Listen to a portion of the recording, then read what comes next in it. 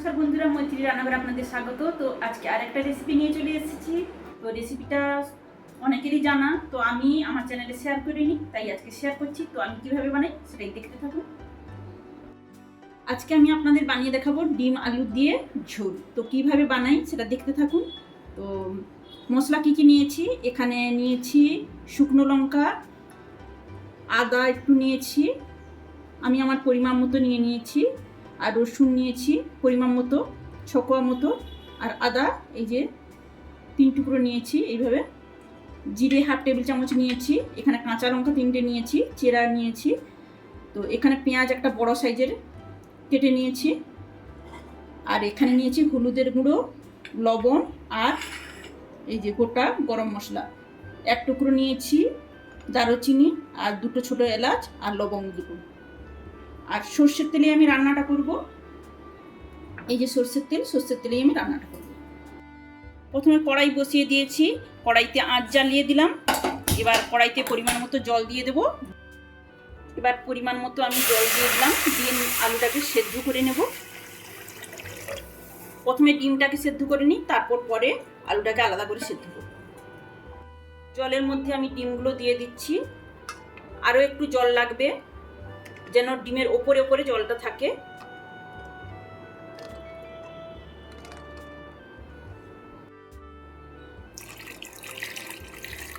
আরও একটু জল দিতে হবে।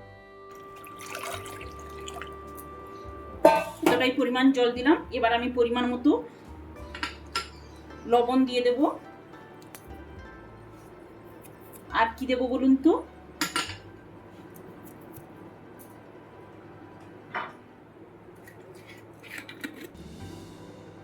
1 চামচ মতো ভিনিগার দিয়ে দিচ্ছি। ভিনিগারটা এই কারণে দিলাম, ডিমের খোসাটা যাতে সহজে ছেড়ে যায়, সেই কারণে। আপনারা দিতেও পারেন, না দিতেও পারেন। তো 5 মিনিট এইভাবে সেদ্ধ হতে থাকুক, তারপর ফিরে আসছি। ওভেনে আঁচ জ্বালিয়ে দিলাম, আর এই যে একটা বাটিতে বসিয়ে দিচ্ছি আলুগুলো সেদ্ধ করতে। তো এতেও লবণ পরিমাণ মতো দিয়ে দেব।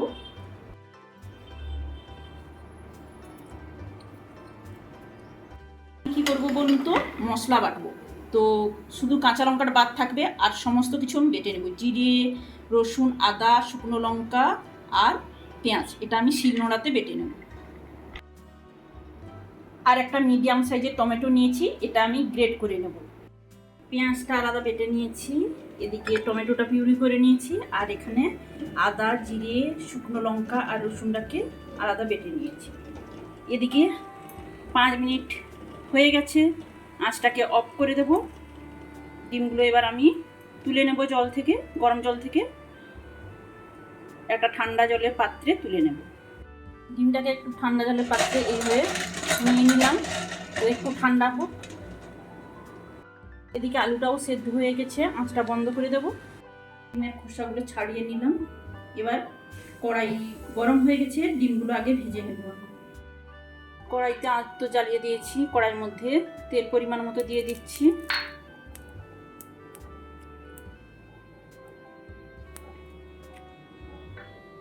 তেলটা একটু গরম হয়ে যাক, তারপর সামান্য লবণ হলুদ দিয়ে ডিমগুলো ভেজে নেব। তো কড়াইতে তো তেল গরম হয়ে গেছে, তেলটা একটু ছড়িয়ে নেব চারদিকে।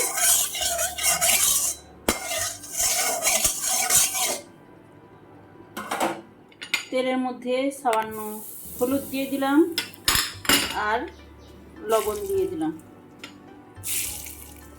এবার ডিমগুলো দিয়ে দেবো।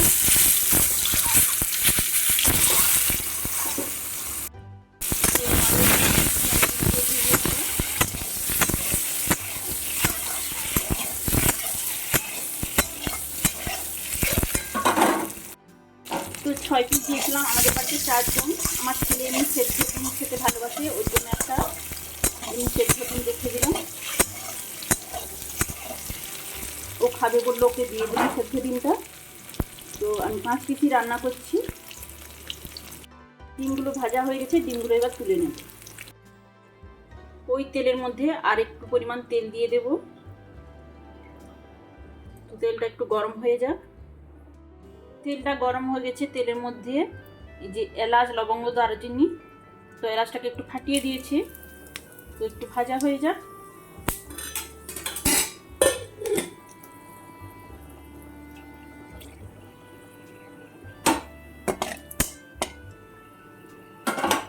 এলাচ লবঙ্গ দারুচিনিটা ভাজা হয়ে গেছে। এবার আমি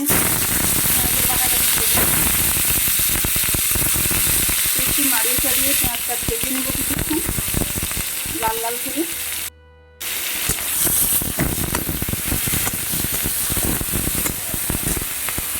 পেঁয়াজটা ভাজা হয়ে গেছে। এবার আমি জিরে আদা রসুন লঙ্কার পেস্টটা দিয়ে দিচ্ছি।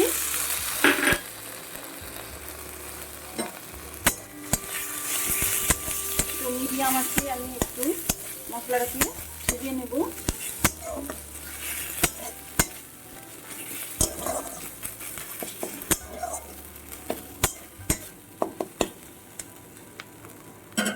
একদম মিডিয়াম টু লো আছে আমি ভেজে নেব মশলাটাকে। তো মশলাটা কিছুক্ষণ ভেজে নিয়েছি। এবার আমি হলুদের গুঁড়ো দিয়ে দেব।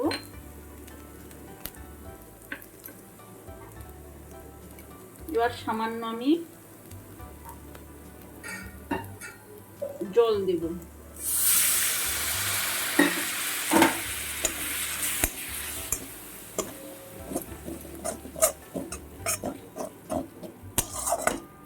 হলুদের সঙ্গে মশলাটা একটু কষানো হয়ে যাক।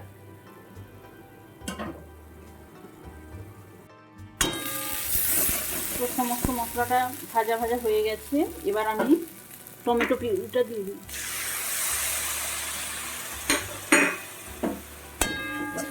সমস্ত মশলার সঙ্গে টমেটো পিউরিটাকে আমি একটু কষিয়ে নেব। মিডিয়াম আছে আমি মশলাটা কষিয়ে নিচ্ছি।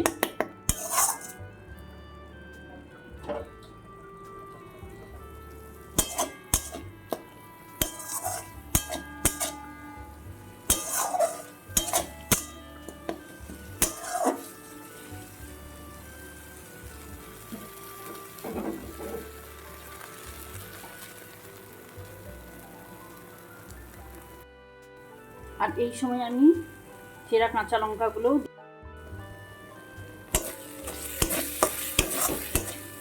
লঙ্কাটাকে মশলার সঙ্গে একটু নাড়িয়ে চাড়িয়ে নেব।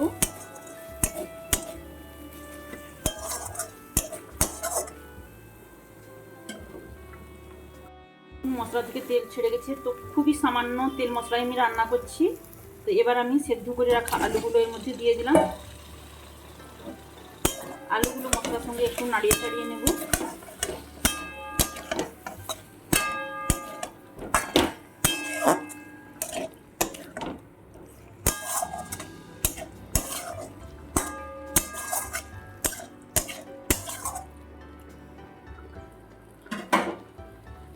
আঁচটা একটু ফুল করে দিচ্ছি।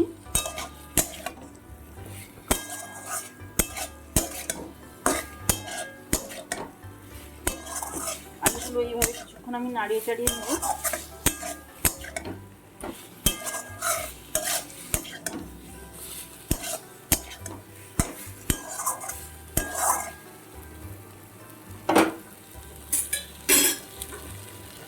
এবার এর মধ্যে ভেজে রাখা ডিমগুলো দিয়ে দিচ্ছি।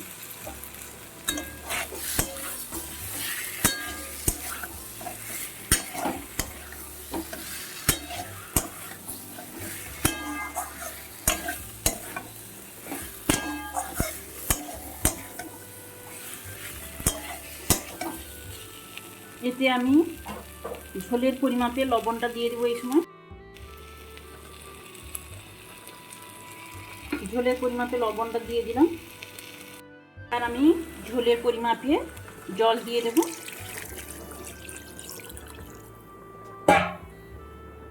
বেশি পাতলা ঝোল করবো না, তো এই পরিমাণ জল দিয়েছি। 2 বাটি পরিমাপে জল দিয়েছি।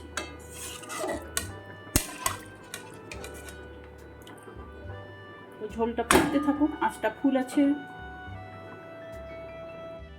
ঝোলটা তো ফুটছে, এই সময় আঁচটা একদম লো করে দেবো। 2 মিনিট মতো এইরকম লো আঁচে ফুটতে থাকুক, তারপর আমি সার্ভ করে নেব। ডিমের ঝোল রান্না আমার কমপ্লিট হয়ে গেছে। আঁচ বন্ধ করে দেবো। এবার সার্ভ করে নেব আমি। ডিমের ঝোলটা একটা বোলের মধ্যে আমি সার্ভ করে নিচ্ছি। তো আমার রেসিপিটা আপনাদের কেমন লাগলো কমেন্টের মাধ্যমে জানাবেন। খুবই সাধারণভাবে রান্না করেছি। তো যদি ভালো লেগে থাকে প্লিজ কমেন্ট করে, লাইক করে, শেয়ার করে পাশে থাকবেন।